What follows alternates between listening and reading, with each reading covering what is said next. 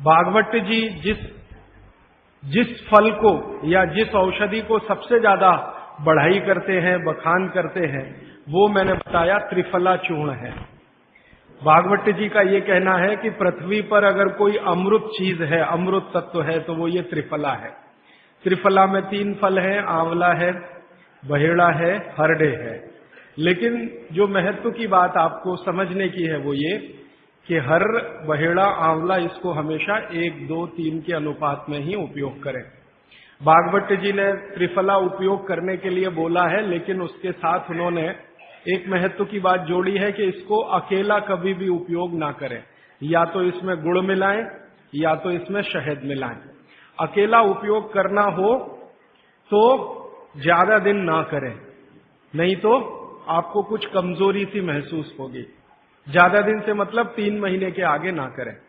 तो मैंने जो बताया, रात को अगर त्रिफला ले रहे हैं तो या तो आप दूध के साथ लें, पानी के साथ त्रिफला लेना माने अकेला त्रिफला लेना, ऐसा माना जाता है। दूध के साथ अकेला नहीं है, गुड़ के साथ अकेला नहीं है और शहद के साथ अकेला नहीं है।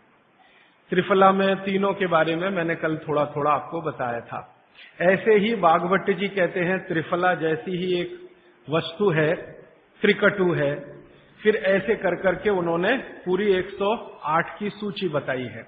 अब मैं उसको विस्तार में नहीं जाना चाहता, क्योंकि थोड़ा समय कम पड़ रहा है मेरे पास और मुझे आगे की कुछ बातें जो छूटी हुई हैं वो बतानी है।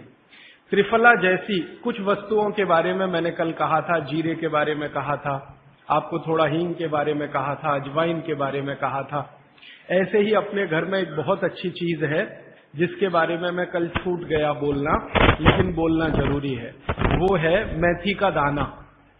भागवत जी कहते हैं कि अपने रसोई में आंवला, हरडे, बहेड़ा, इन तीनों के बाद कोई अच्छी चीज है तो अजवाइन, फिर उसके बाद बोला तो जीरा, फिर उसके बाद बोला तो हींग, और उसके बाद फिर वो बोलते हैं सबसे अच्छी चीज है मेथी का दाना। इस मेथी के दाने के बारे में इसकी जो विशेषता है मेथी की, ये वात नाशक है और कफ नाशक है। वात और कफ, 2 बीमारियों को जड़ से खत्म करने की शक्ति इस मेथी में है। मेथी पित्त को बढ़ाती है, वात को कम करेगी, कफ को कम करेगी, पित्त को बढ़ाएगी। इसका मतलब ये हुआ कि मेथी उपयोग अगर आप करते हैं तो वात की बीमारियां खत्म हो जाएंगी पूरी तरह से, और कफ की बीमारियां खत्म हो जाएंगी पूरी तरह से। पित्त की बीमारियां बढ़ सकती हैं क्योंकि मेथी पित्त को बढ़ाती है।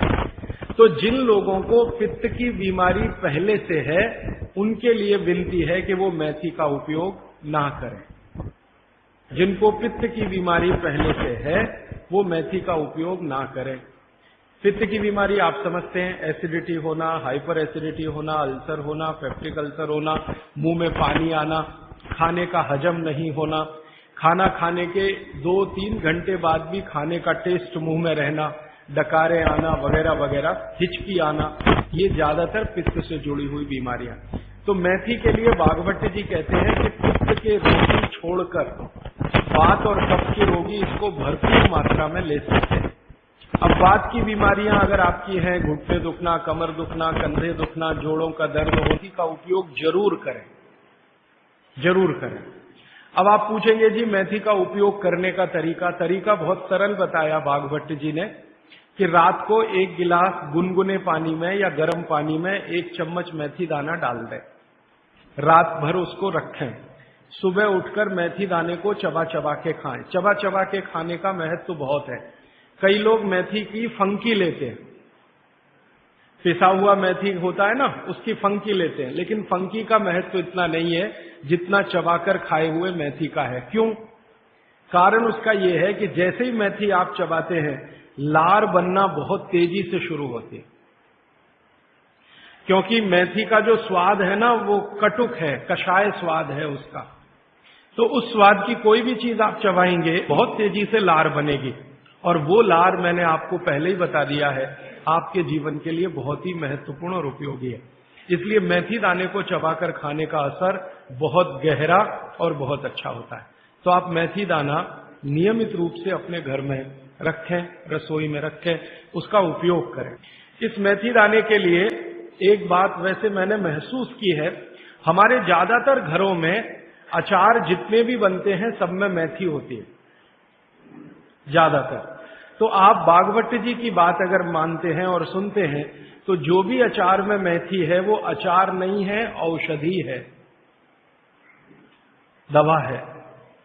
माने आप कभी भी अपने जीवन में ऐसे अचार खाने से परहेज ना करें जिसमें मेथी है।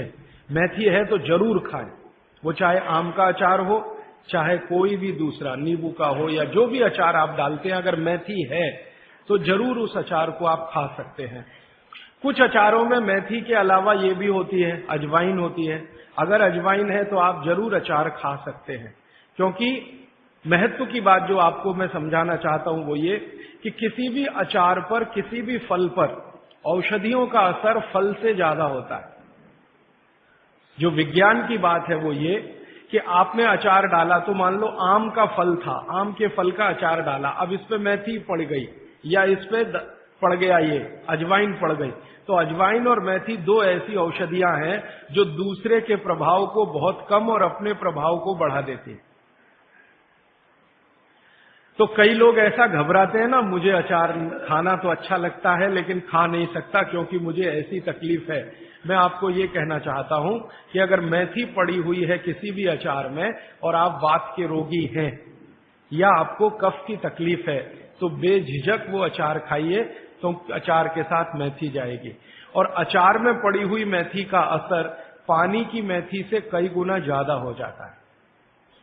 मैंने जो मेथी आपको बताई वो पानी में रात को डाल के सुबह खाना, इसका जितना असर है, लेकिन अचार में डाली हुई मेथी का असर इससे कई गुना ज्यादा है, क्योंकि अचार में ये मेथी 5-6 महीने साल भर पड़ी रहती है। मेथी के बारे में बागवट जी कहते हैं कि तेल में मिलाकर अगर आपने इसको रख लिया तो बात वही है कि अचार में तो तेल भी है, बिना तेल के अचार नहीं है। अब मेथी उसमें डल गई तो आप समझ लीजिए कि इसकी शक्ति जो काम करने की है वो 20 गुनी ज्यादा होती है, कम से कम 20 गुनी ज्यादा होती है। तो इसलिए अचार में पड़ी हुई मेथी जितनी पुरानी होती जाएगी आपको उतनी ही लाभकारी है। और ठीक यही बात उन्होंने अजवाइन के लिए लिखी है कि अजवाइन अचार में पड़ गई है तो आप समझ लो कि वो बहुत गुनी बढ़ गई है। अब मैं ये दूसरे तरह से सोचता हूं कि हमारे घर में जो माताएं बहनें हैं वो कितनी वैज्ञानिक हैं कि अचार के रूप में मेथी को या अजवाइन को इस तरह से डालती हैं। वो अनजाने में कितना बड़ा विज्ञान का काम कर रही हैं। जानकर करें तो आप सोचो कितना गर्व हो, कितना गौरव हो, लेकिन अनजाने में वो कर रही हैं। तो ये बात मैं विशेष रूप से आपके ध्यान में लाना चाहता हूं कि जिस घर की माताएं अचार बनाना जानती हैं वो बहुत वैज्ञानिक है। भले उन्होंने अपनी मां से सीखा हो या दादी मां से सीखा हो या नानी मां से सीखा हो, अनजाने में आपने एक ऐसी चीज सीख ली है जो दुनिया के बड़े बड़े डॉक्टर नहीं जानते। कोई भी MBBS MD डॉक्टर से पूछ के देख लीजिए, उसके बारे में कुछ नहीं जानता। और चूंकि वो जानता नहीं है तो अनजाने में कह देता अचार मत खाओ जी, हाँ नहीं तो ये हो जाएगा वो हो जाएगा। उसको ये मालूम नहीं है कि मेथी दाने का अचार है, अजवाइन का अचार है, जीरे का अचार है, तो ये जीरा है, मेथी दाना है, अजवाइन है, हींग का अचार एक बनता है। तो बागवती जी कहते हैं कि जितने तरह के फलों के अचार हम बनाते हैं उसमें आयुर्वेदिक औषधि अगर पड़ गई है तो वो फल का असर कम है, औषधि का असर ज्यादा है। और आयुर्वेद की औषधियों को कुछ विशेष कॉम्बिनेशन में तेल के साथ अगर आप उपयोग कर रहे हैं तो असर सबसे ज्यादा है। माने बागवट जी के हिसाब से अचार आप जरूर खाएं, लेकिन इसमें उन्होंने बोला है कि अचार महत्व की बात है कि उसमें या तो मेथी हो, या तो अजवाइन हो, या तो जीरा हो, या तो हींग हो, दालचीनी हो, जो भी है, औषधि के बिना अचार ना खाएं। ये है उनका सूत्र। थोड़ा आगे बढ़ते हैं। वो हमारे रसोई घर में एक चीज के बारे में बहुत बखान करते हैं, माने बहुत बढ़ाई करते हैं। वो ये कहते हैं कि जो लोग खाने के बाद पान खाते हैं चूना मिलाकर, वो जिंदगी भर वात के रोगी होंगे नहीं। जो खाने के बाद पान खाते हैं चूना मिलाकर, वो जिंदगी भर वात के रोगे होंगे नहीं। माने चूना वो बोलते हैं सबसे बेहतरीन वातनाशक औषधि है। मेथी का दाना तो है ही, चूना उससे थोड़ा 1 डिग्री ऊपर है। मेथी दाने से चूना सबसे अच्छी वातनाशक औषधि है। चूने के बारे में भागवत जी का बहुत बहुत रिसर्च है, बहुत रिसर्च है, और वो ये कहते हैं कि ये भगवान की दी हुई प्रचंड मात्रा में अद्भुत ऐसी चीज है जो आपके बात के सब रोगों को दूर करेगी। माने घुटने दुखते हैं, कमर दुखती है, कंधा दुखता है, चूना खाइए। फिर वो कहते हैं कि इतना ही नहीं, शरीर में कैल्शियम जो है ना, कैल्शियम ये एक घटक है, माइक्रो न्यूट्रिएंट इसको कह सकते हैं अंग्रेजी में, सूक्ष्म पोषक तत्व है। ये कैल्शियम के बारे में जो गंभीर बात है आज के विज्ञान के हिसाब से जो मैं कहना चाहता हूं, भागवत जी ने तो 3500 साल पहले कह दिया, आज का विज्ञान उसको प्रूव कर रहा है, कंफर्म कर रहा है। वो ये कि कैल्शियम की कमी अगर शरीर को है तो आपको 20 नहीं 50 बीमारियां आएंगी। कैल्शियम की कमी अगर है शरीर को तो 50 बीमारियां आएंगी। क्या क्या आ सकता है? हर तरह का दर्द आपको होगा, हर तरह का, मांसपेशियों का दर्द, हड्डियों का दर्द, सब तरह का। हड्डियों की जितनी विकृतियां हैं वो सब कैल्शियम की कमी से आएंगे। हड्डियों के जितने रोग हैं वो सब कैल्शियम की कमी से आएंगे। फिर वो कहते हैं कि रक्त के बहुत सारे रोग कैल्शियम की कमी से आते हैं, रक्त के रोग, खून की बीमारी। फिर वो कहते हैं कि बहुत सारे कफ के रोग कैल्शियम की कमी से आते हैं। तो कैल्शियम कम नहीं होने देना चाहिए। जो विज्ञान आज का कहता है, आधुनिक विज्ञान ये कहता है कि कैल्शियम वो माइक्रो न्यूट्रिएंट है, वो सूक्ष्म पोषक तत्व है जिसके शरीर में रहने पर ही दूसरे सूक्ष्म पोषक तत्व उपयोगी होते हैं। ये 12-15 साल का रिसर्च है, एक वाक्य में मैंने खत्म कर दिया। कैल्शियम की उपस्थिति में ही बाकी सभी सूक्ष्म पोषक तत्व उपयोगी होते हैं। इसका मतलब यह है कि अगर आपको शरीर में विटामिन सी का असर देखना है तो कैल्शियम चाहिए, विटामिन ए का असर देखना है तो कैल्शियम चाहिए, विटामिन बी का असर देखना है तो कैल्शियम चाहिए, अगर विटामिन डी का असर देखना है तो भी कैल्शियम चाहिए, विटामिन के का असर देखना है तो भी कैल्शियम चाहिए, प्रोटीन अच्छे से आपके शरीर को काम में आए तो कैल्शियम चाहिए, कार्बोहाइड्रेट्स ठीक से आपके शरीर को मदद करे तो कैल्शियम चाहिए, फैट्स आपके शरीर में डिसॉल्व होते रहें और जहां जरूरत है वहां लुब्रिकेशन में मदद करते रहे तो कैल्शियम चाहिए।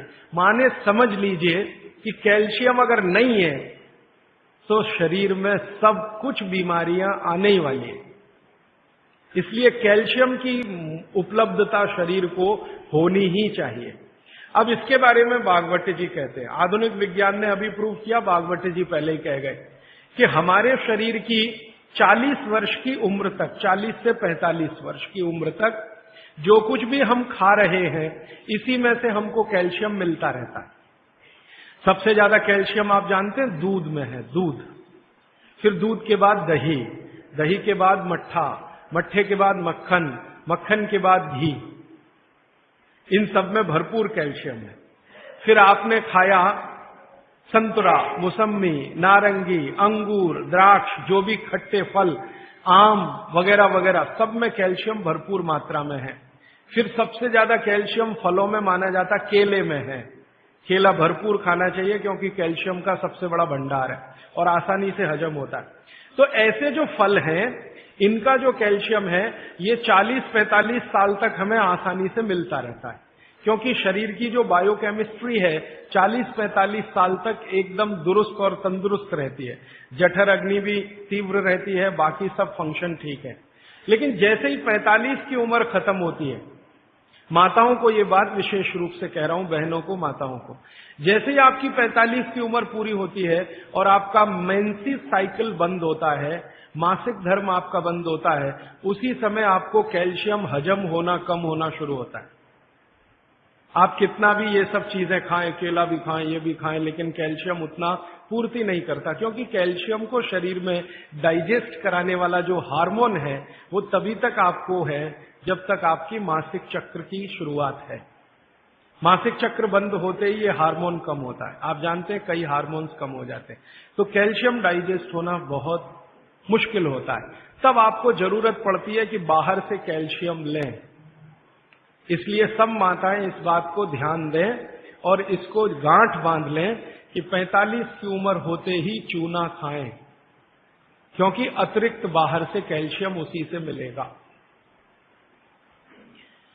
चूना जरूर खाएं आप सबके लिए, और आपको भी है चूना खाएं, क्योंकि आपकी उम्र भी 45 की जब पूरी होगी तो ये जो कैल्शियम है वो आपके लिए पर्याप्त नहीं है जो फलों से और सब्जियों से आ रहा है, कुछ अतिरिक्त चाहिए। और चूंकि बाकी सब माइक्रो न्यूट्रिएंट्स कैल्शियम की उपस्थिति में ही काम आएंगे, इसलिए इस पर ध्यान दीजिए। तो शायद इसलिए इस देश में एक परंपरा विकसित हुई है पान खाने की। ये पान खाने की परंपरा बहुत वैज्ञानिक है, बहुत ही वैज्ञानिक। जिसने भी शुरू की वो बागवट का पक्का चेला रहा होगा, बहुत समझकर उसने ये शुरू की। और ये अद्भुत है। अद्भुत मैं इसलिए कह रहा हूं कि भारत की सब जातियों में उत्तर से दक्षिण, पूरब से पश्चिम ये परंपरा है। कहीं भी चले जाओ, आप सिक्किम में चले जाओ, अरुणाचल में चले जाओ, वो भी पान खाते हैं। और आप धुर दक्षिण में आ जाओ तो यहां भी है, उत्तर में चले जाओ, कहीं भी चले जाओ। तो ये पान खाना भारतीय सभ्यता का एक बहुत महत्वपूर्ण अंग है जो स्वास्थ्य से जुड़ा हुआ है। बस ध्यान इतना ही रखिए कि पान जो है चूने का ही खाना है। पान जो है चूने का ही खाना है। पान कभी भी कत्थे वाला ना खाएं, क्योंकि कत्था आपके लिए उतना उपयोगी नहीं है। कत्था स्वाद के लिए आप उपयोग करते हैं, चूना औषधि के लिए उपयोग करते हैं। ये बात मैं एक बार पहले भी कह चुका हूं, आज फिर से इसलिए कह रहा हूं कि कुछ नए चेहरे मैं देख रहा हूं। कल बहुत सारे नए और आज भी बहुत सारे नए चेहरे आए हैं। अब वो ये जरूरी बात से वंचित रह जाए, इसलिए मैंने ये दोबारा से कहा है। तो आपके रसोई में मेथी दाना हो गया, चूना हो गया, पान हो गया, फिर पान के बाद आपको जीरा, हींग वगैरह वगैरह, अजवाइन, ये सब हो गई।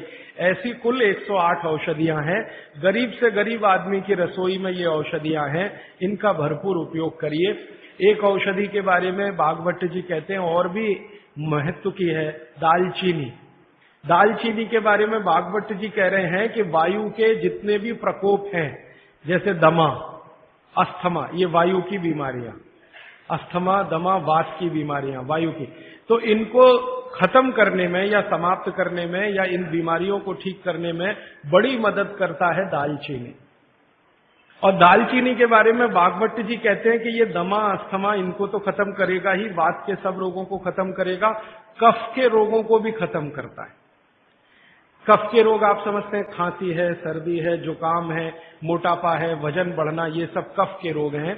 तो इनमें भी दमा जैसी बीमारियों जितना असर है दमा पे, उतना ही इस पर भी है, कफ की। तो दालचीनी का भी उपयोग आप कर सकते हैं आपकी बीमारी के हिसाब से। दालचीनी आप सब जानते हैं, आसानी से आपको पहचान में भी आती है। बस उसका उपयोग करते समय ध्यान रखें कि ये ज्यादा उपयोगी है पाउडर के रूप में। कई बार मैंने देखा है भोजन बनाते समय हम दालचीनी का पत्ता डाल देते हैं या उसकी वो जो छाल जैसी है वो डाल, वो उतना उपयोग नहीं आता जितना पाउडर करके वो उपयोग में आता है। और दालचीनी के बारे में बागवट जी कहते हैं कि इसको अगर उपयोग कर रहे हैं तो आप गुड़ के साथ इसको खूब घिसिए, रगड़िए, ऐसे ऐसे ऐसे ऐसे खूब अच्छे से गुड़ मिले, फिर खाइए, फिर पीछे से थोड़ा गर्म पानी पीजिए, अद्भुत परिणाम। और अगर आप शहद ले सकते हैं तो शहद के साथ तो इसका मर्दन, मर्दन एक शब्द उन्होंने इस्तेमाल किया, मर्दन माने घिसना, रगड़ना। तो वो कहते हैं कि खूब रगड़ करके, मर्दन करके शहद में ऐसे ऐसे ऐसे ऐसे 5-7 मिनट, फिर चाटिए और थोड़ा हल्का गुनगुना पानी पीजिए, तो आपके शरीर के कम से कम तो 50 रोग ये अकेला दालचीनी खत्म कर देगा, कम से कम 50। कफ के रोग और वात के रोग। तो ऐसी बहुत सारी चीजें अपने रसोई में हैं। अभी मैं थोड़ा आगे बढ़ता हूं, रसोई से बाहर निकलता हूं, क्योंकि रसोई में अगर मैं बोलूं तो और 3-4 दिन जाएगा। आपको और ज्यादा विस्तार से ये जानना है तो मैंने बार बार कहा है, पुस्तकें हैं। एक पुस्तक है जो रसोई घर पर ही केंद्रित है, जिसका नाम है स्वदेशी चिकित्सा। और एक दूसरी है सौंदर्य चिकित्सा, माने स्किन के जितने डिसीज हैं बाहर हैं आप ले जाइए। भागवत जी के ही सारे सूत्र हैं। बस इतना ही हमने किया है कि भाषा थोड़ी सरल की है और उपयोग आप कर सकें आज के समय में, उस हिसाब से उस सूत्र को लिखा है। लेकिन जितने सूत्र हैं किताबों में वो सब परीक्षण करके लिखे गए। 6-7 साल हमने खूब परीक्षण किया है, परिणाम मिले हैं तभी उनको लिखा है, ताकि किसी को फायदा तो हम दें अच्छा है, नुकसान किसी का ना हो हमारे कहने और करने से। मैं थोड़ा आगे बढ़ता हूं। भागवत जी कहते हैं कि भगवान ने, प्रकृति ने हमको जो बहुत सारी चमत्कारिक चीजें उपलब्ध कराई हैं, भगवान ने या प्रकृति ने, उनमें से एक चमत्कारी चीज वो बोलते हैं गाय है। गाय, भागवत जी कहते हैं कि भगवान ने और प्रकृति ने जितनी चमत्कारी चीजें हमें उपलब्ध कराई हैं उसमें से एक है गाय। और गोमूत्र के बारे में वो बहुत बखान करते हैं। बखान शब्द आप समझते हैं, खूब प्रशंसा करना, खूब प्रशंसा करना। वो कहते हैं कि ये गाय का मूत्र अद्भुत है। अद्भुत, अद्भुत है मतलब वो ये कहते हैं कि वात पूरी तरह से खत्म करने की शक्ति इसमें है, कफ पूरी तरह से खत्म करने की शक्ति इसमें है, और पित्त के रोगों को भी खत्म करने की शक्ति है कुछ आयुर्वेदिक औषधियों के साथ। वात और कफ को तो ये अकेला ही खत्म कर देता है, पित्त को खत्म करने के लिए इसमें कुछ औषधियां मिलानी पड़ती है। लेकिन वो कहते हैं कि जीवन में 3 तरह के जो जितने रोग हैं, वात, पित्त, कफ, इनकी कुल संख्या मैंने आपको सबसे पहले दिन बोली थी 148 रोग हैं लगभग भारत में। दुनिया की बात नहीं कर रहा हूं, सिर्फ भारत। तो भारत में वात, पित्त, कफ के कुल 148 रोग हैं। भागवत जी कहते हैं हर रोग को खत्म करने की शक्ति अकेली अगर किसी एक वस्तु में है तो ये गोमूत्र है। मेथी का दाना वात को कम करेगा, कफ को कम करेगा, पित्त को खत्म नहीं कर सकता, पित्त को कई बार बढ़ा देता। कई लोगों को यह महसूस होगा मेथी दाना खाएं तो जलन ज्यादा होती है, गैस बनती है, मुंह सूख जाता है, तो आप समझ लो पित्त भड़क गया आपका, तो उन लोगों के लिए तकलीफ है। लेकिन वो कहते हैं कि ये गोमूत्र एक ऐसी चीज है जो वात, पित्त, कफ तीनों को सम में लाने के लिए सबसे ज्यादा मदद करता है। अब ये तो उन्होंने लिख दिया 3500 साल पहले, तो जरूर कुछ ऑब्जर्वेशन किए होंगे। हमको इस पर भरोसा कम होता था। जब ये बात मैंने पहली बार पढ़ी तो भरोसा कम होता था कि क्या अद्भुत चीज बता रहे हैं वो, वात, पित्त, कफ तीनों को एक साथ सम में ला सकता है। थोड़ा सा मामूली हेर फेर करना पड़ेगा पित्त के रोगियों के लिए, बाकी के लिए तो कुछ नहीं करना। तो फिर हम लोगों को जब शक हुआ कि शायद ये इतना असरकारी नहीं हो सकता, तो गोमूत्र पर हम लोगों ने कुछ परीक्षण किए। हमारा एक बहुत बड़ा समूह है इस देश में, तो उसमें बहुत तरह के लोग हैं, वैज्ञानिक भी हैं, डॉक्टर भी हैं, वगैरह वगैरह। तो कुछ वैज्ञानिक और डॉक्टरों ने मिलकर कहा करके देख लो। भागवत जी कह रहे हैं तो हो सकता है जरूर इसमें कुछ गंभीर बात हो, करके देखो। तो जब करके देखना शुरू किया तो पिछले लगभग 5-6 वर्षों में गोमूत्र पर हजारों परीक्षण किए, हजारों। सबसे पहले तो उसका हमने केमिकल एनालिसिस कराया कि आखिर गोमूत्र है क्या। तो सबसे ज्यादा उसमें पानी है, पानी के अलावा क्या है, तो पता चला पानी के अलावा उसमें कैल्शियम है, तो पता चला पानी के अलावा उसमें सल्फर है, पानी के अलावा उसमें आयरन है, पानी के अलावा उसमें ऐसे जीवन के 18 सूक्ष्म पोषक तत्व हैं जो शरीर को बहुत ही उपयोगी है। पानी तो है ही गोमूत्र में, आपके भी मूत्र में पानी है, लेकिन पानी के अलावा उसमें बहुत कुछ ऐसा है जो आपके मूत्र में नहीं है, मनुष्य मूत्र में नहीं है। कैल्शियम है, आयरन है, सिलिकॉन है, बोरॉन है, Fe है, मैग्नीज है, मैग्नीशियम है, ऐसे 18 सूक्ष्म पोषक तत्व। अब मैं आपको पहले दिन की बात याद करा रहा हूं। ये 18 सूक्ष्म पोषक तत्व तो एक साथ अगर किसी चीज में है तो मिट्टी में है, मिट्टी, खेत की मिट्टी में, और दूसरी अगर किसी चीज में एक साथ है तो गाय के मूत्र में। दूसरी कोई भी चीज में अगर है तो गाय के मूत्र में। पहली चीज जिसमें है मिट्टी और दूसरी कोई चीज तो गोमूत्र। तो गोमूत्र का प्रयोग आप जरूर कर सकते हैं। ये जो संपूर्ण घटक वाली एक पेय पदार्थ है या द्रव्य पदार्थ है, इसके बारे में वो कहते हैं कि ये बहुत अच्छा है, चमत्कारिक है। तो हमको लगा कि करके देख लो। तो इसका पहले हम लोगों ने केमिकल एनालिसिस कराया। एक लेबोरेटरी में गाय का मूत्र डिब्बे में भर के दिया, शीशी में भर के, कि जरा देखो इसमें क्या है। तो 6 महीने के बाद, लगभग 8 महीने के बाद, लखनऊ एक शहर है भारत का जिसका बड़ा नाम है, बड़ा जिक्र है, उत्तर प्रदेश की राजधानी है। वहां पर एक बहुत बड़ी प्रयोगशाला है, उसका नाम भी बता दूं ताकि आप चाहें तो उनसे कंफर्म कर लें। प्रयोगशाला का नाम है CDRI, central drug research institute. Bharat में दवाओं पर, औषधियों पर काम करने वाली ये सबसे बड़ी संस्था है। तो इनके यहां सबसे पहला टेस्टिंग हुआ। शीशी में भरा गोमूत्र हमने दिया और 3-4 तरह के गोमूत्र दिए। एक तो वो जर्सी गाय होती है ना, जर्सी गाय, विदेशी गाय, उसका भी दिया, होलिस्टियन फ्रीजियन जाति की गाय का दिया, और जो भारत की गाय है, देशी गाय अपनी, उसका दिया। तो वैज्ञानिकों ने 6 से 8 महीना लगाया। फिर रिपोर्ट आई। रिपोर्ट के बाद पता चला कि शरीर की बीमारियों को खत्म करने के लिए जितने घटक चाहिए वो सब गोमूत्र में हैं, सबके सब है। अब जैसे मैं आपको नाम लेके कहूं, आपको त्वचा का कोई भी रोग हो गया त्वचा का, तो इसका माने आपके शरीर में एक घटक कम हुआ। घटकों की कमी से ही रोग होते हैं। वो घटक का नाम है सल्फर। एक केमिकल कम होता है जिसका नाम है सल्फर। जिनको भी स्किन डिसीज होंगी उनके शरीर में सल्फर कम हो जाएगा। ये है बात।